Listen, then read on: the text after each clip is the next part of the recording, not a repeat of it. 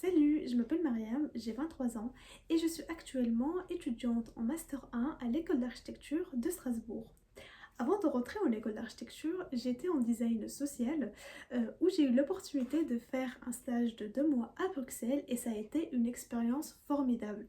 Sur le plan personnel et professionnel, j'ai appris énormément de choses et cette année, je veux réitérer cette expérience à l'étranger, mais pas à Bruxelles cette fois-ci, mais plutôt au Luxembourg.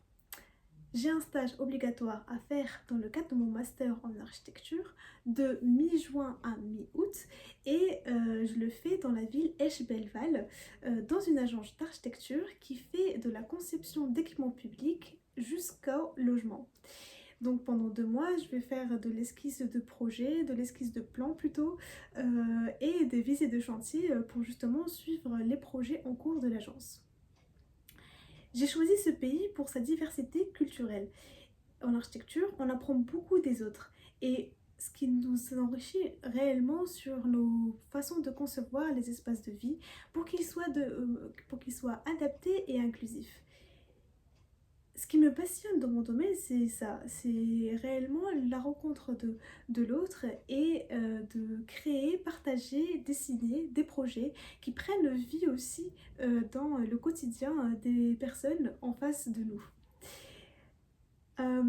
J'ai aussi eu l'opportunité pendant mon cursus de faire 2 semestres, un en anglais et un en allemand, où j'ai pu faire de la conception architecturale et urbaine en anglais et en allemand pour justement développer ma capacité de m'adapter dans des environnements qui soient différents. Et c'est cette expérience-là, plus l'expérience à Bruxelles, qui m'a motivée de postuler au Luxembourg et de décrocher mon stage. Ma première motivation justement pour ce stage à Luxembourg est de découvrir une autre culture de travail et de penser de l'architecture.